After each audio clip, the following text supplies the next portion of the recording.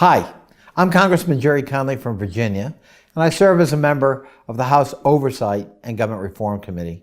This week, I helped welcome many of the new members of Congress, including three incredible women from the Commonwealth of Virginia, Jennifer Wexton, Abigail Spanberger, and Elaine Luria. They're among the record number of women who will serve in the House of Representatives in the 116th Congress.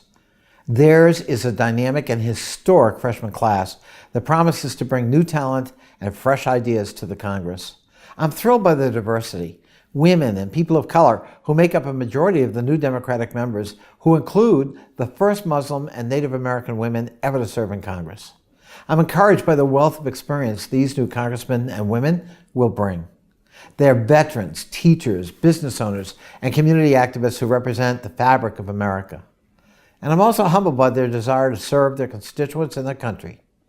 The new House majority was elected to get things done for all of us and to provide a constitutional check on the Trump administration. Democrats campaign on a clear vision to deliver a Congress that works for the people, to make health care more accessible and prescription drugs more affordable, and to protect those with pre-existing conditions, to invest in priorities like infrastructure and education that will grow our economy and raise wages in America, and to clean up corruption here in Washington. Americans rejected the Republican plan to deprive millions of Americans of health care and to allow health insurance companies once again to deny families health insurance simply because of a pre-existing condition. Thanks to the Affordable Care Act, more than 20 million Americans now have gained access to health insurance. Rather than dismantle and sabotage Obamacare, House Democrats want to work to make it better by creating more competition, bringing down prescription drug costs, and expanding access to health care.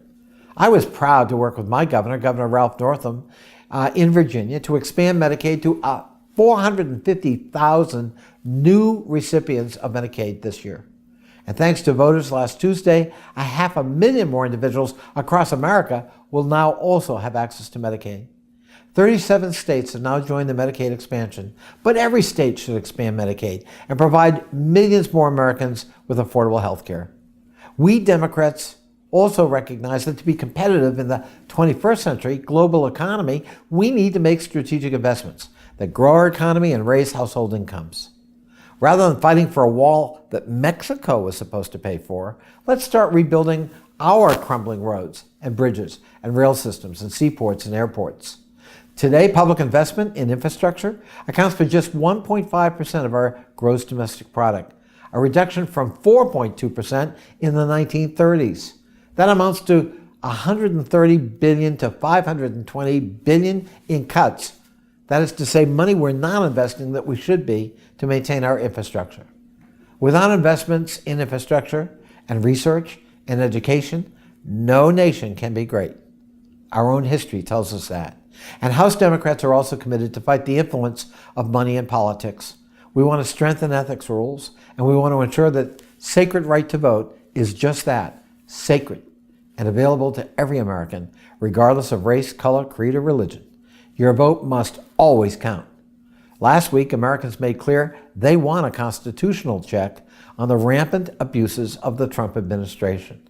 The scandals, lack of transparency, and self-dealing must stop. Congress is a co-equal branch of government, and we have a constitutional duty to provide that oversight.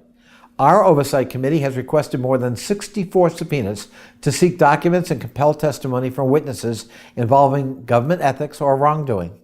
But House Republicans granted 0 of those 64 requests. The American people deserve greater accountability from their government. The new Democratic majority will carry out judicious, methodical, and fact-based oversight. Our investigations will go wherever the facts lead us, and will act decisively when we find violations of the public trust. It's time for a Congress that works for all of the people, instead of a rubber stamp for special interests and President Trump. These are the promises we Democrats made to the American people, and these are the promises we will redeem. Thank you, and God bless.